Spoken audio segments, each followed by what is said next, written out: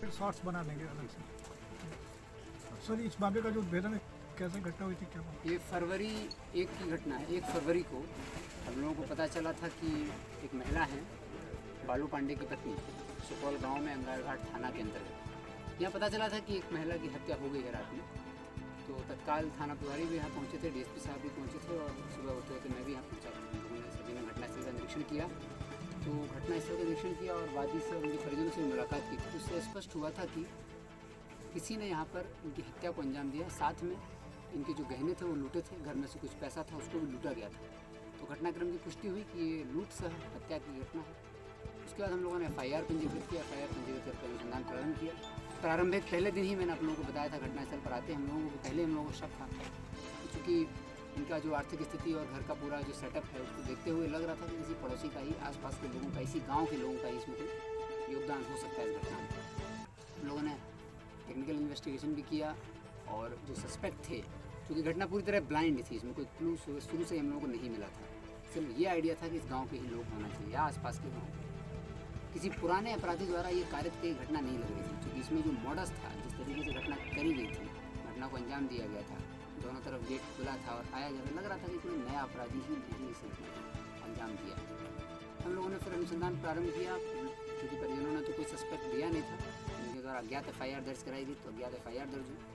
और फिर अनुसंधान, टेक्निकल अनुसंधान के चलते चलते हम लोगों को स्पष्ट हुआ कि इसी गाँव के 3 लड़के हैं, शिवम, गुलशन और बिहारी। इनका घर भी यहाँ से ज़्यादा दूर नहीं है।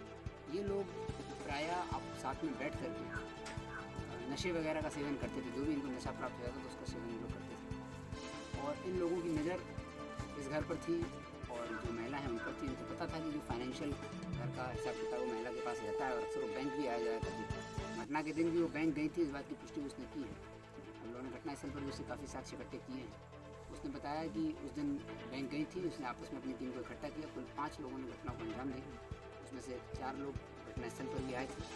चारों लोग गिरफ्तार हो गए, 3 यहाँ थे और एक और गिरफ्तार है। 4 गिरफ्तार हो गए। इन्होंने जो भी सामान लूटा था, उस लूटने के सामान में जो वृद्ध महिला जो पहने हुई थी 3 झुमके की पीस, वो तीनों बरामद हो गए हैं। लूटा हुआ जो पैसा था जो अंदर कमरे के अटैची से मिला था 40,000 रुपये, वो बरामद हो गए हैं। 3 मोबाइल फ़ोन बरामद हो गए हैं और एक होंडा का मोटरसाइकिल भी मिला है।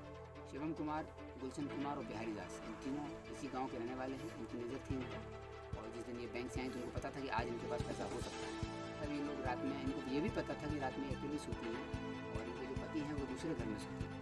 तो इन्होंने अपनी टाइमिंग को उस हिसाब से एडजस्ट किया, क्योंकि इनके पति रात के 1-2 बजे के आसपास लौटते थे। तो उन्होंने अपना 10 बजे के आसपास अपना प्रयास चालू किया। 11 बजे इनके द्वारा एक बार प्रयास किया गया, तब उन्होंने देखा कि वो महिला जग रही थी, इसलिए ये लोग उस समय अटैम्प्ट पूरी तरह नहीं ले पाए। फिर ये 12 बजे फिर आए और 12 से 1 के बीच में इन्होंने इस घटना को अंजाम दिया। इस घटना में 2 बिंदु थे, एक तो रेड छापेमारी था, दूसरा तकनीकी अनुसंधान था। तकनीकी अनुसंधान के लिए DIU 1 की जो टीम है हमारी, इंस्पेक्टर विक्रम, सब इंस्पेक्टर राजन और मिथिलेश, सिपाही मिथिलेश, इन लोगों ने बहुत ही अच्छा कार्य किया। घटना को पहले दिन से ही टेक्निकल अनुसंधान के आधार पर डिटेक्ट किया। और रेड की टीम में हमारी थाना SDPO दल सिंह सराय के नेतृत्व में टीम बनी थी। SDPO दल सिंह सराय ने इस पूरी घटना का पर्यवेक्षण स्वयं किया। पहले दिन ही आ गए थे और लगातार इनके द्वारा बहुत ही सूक्ष्मता से मॉनिटरिंग की गई, ताकि न सिर्फ उद्भेदन हो अपितु अरेस्टिंग हो। इनफैक्ट अभी हम लोग जब बात कर रहे हैं, आधे घंटे पहले ही 4थी अरेस्टिंग हम लोगों ने करी है। और अंगारघाट के थानाध्यक्ष, दल सिंह सराय से सब इंस्पेक्टर राजन कुमार, उजियारपुर से सब इंस्पेक्टर राजीव कुमार, अंगारघाट से लालजी राम और शंभू सिंह, इन सब पदाधिकारियों का बहुत सराहनीय योगदान रहा है। घटना आज 7वां दिन है। 7 दिन के अंदर घटना डिटेक्ट हो गई है। 5 में से 4 लोग गिरफ्तार हो गए हैं और जो डकैती का सामान था, लूटा हुआ सामान था, वो सामान भी जो जितने गिरफ्तार हैं उनके हिस्से का सामान भी बरामद हो गया। अन्य सामान की बरामदगी भी की जाएगी, अन्य के अभियुक्तों की गिरफ्तारी की जाएगी। जो एक बचे हुए हैं, FSL की टीम भी यहाँ आई थी। तो हम लोग कोशिश करेंगे कि अगर 1 से 1.5 महीने में अनुसंधान पूरा हो और चार्जशीट समर्पित करें और उनका जो सामान है उसको भी न्यायालय से छुड़ा के इनको क्या कुछ बरामद हुआ? सोने का झुमका जो लूटा हुआ था इनके शरीर से ही, आप लोगों ने पहले दिन में देखा होगा, वो बरामद हो गया है। 41,000 रुपये नगद कैश उन्होंने लूटा था वो भी बरामद हो गया है। और मोबाइल फ़ोन थे उन्होंने घटना में उपयोग किया था जिन मोबाइल फ़ोन का, वो भी बरामद हो गया। Thank you. सर मथुरापुर क्षेत्र में एक वीडियो वायरल हुआ था जिसमें कि एक पुलिस ऑफिसर को जो है पीटते हुए रिक्शा चालक के द्वारा पिटाई की गई थी। क्या मामला था, क्या कुछ था? हाँ, ये बड़ा ही इस बारे में मतलब बहुत ही अजीब सी स्थिति देखी जा रही है। कुछ सोशल मीडिया प्लेटफॉर्म्स हैं, कुछ मीडिया के भी लोग हैं, उनके द्वारा इस घटना को जिस तरह से प्रस्तुत किया गया वो सही नहीं रहा है ओवरऑल। क्योंकि अब जब आप किसी घटना के बारे में तथ्य पब्लिक को देते हैं, तो अगर यदि घटना का तथ्य की जानकारी आपको देनी है तो आप हम लोगों से बाइट ले सकते हैं, पता कर सकते हैं घटना एग्जैक्टली क्या हुई थी। क्या हुआ कि एक वीडियो वायरल हुआ, हम लोगों को भी पता चला। जैसे हम लोगों को पता चला तो हम लोगों ने जांच टीम बना दी थी। जांच टीम में जांच के बाद जो स्पष्ट हुआ वो बिल्कुल जो घटना जिस तरह से प्रस्तुत की गई उसके बिल्कुल विपरीत जानकारी सामने आई है। इनफैक्ट वहाँ के लोकल लोगों को भी ये पता है।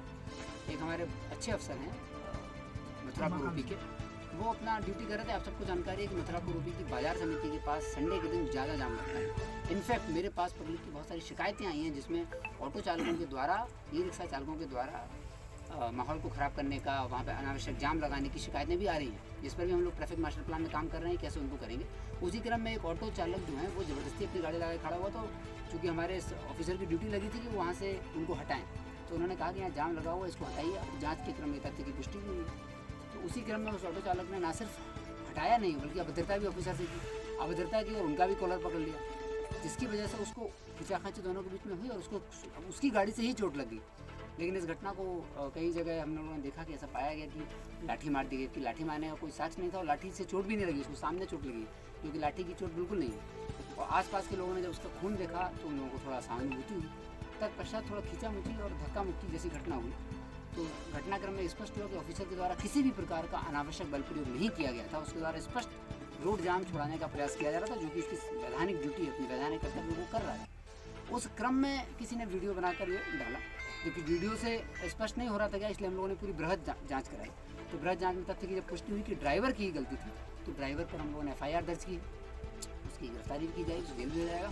पुलिसकर्मी पर हाथ उठाना, ऑन ड्यूटी पुलिसकर्मी जो ट्रैफिक सुधार उस पर हाथ उठाना एक संज्ञेय अपराध है और उसमें हम लोग आगेदार कार्रवाई कर रहे हैं। मेरा अनुरोध होगा आप लोगों से भी कि यदि किसी तरह का कोई वीडियो आता है, विशेष करके सोशल मीडिया प्लेटफॉर्म से, उस वीडियो को आप लोग हम लोगों से तथ्य प्रमाणित कराएं। आप वीडियो डाल सकते हैं, लेकिन उस वीडियो पे जो आप टिप्पणी लिखते हैं, वो टिप्पणी कई जगह मैंने देखा वो इस तरह की टिप्पणी थी कि जिससे पब्लिक पुलिस के विरुद्ध भड़केगी। ऐसी टिप्पणी डाल के तो हम माहौल ख़राब कर देंगे वास्तव में, या फिर उल्टा हो जाएगा। यदि पुलिस की गलती भी होती है तो भी आप उसमें हम लोगों से बाइट ले सकते हैं।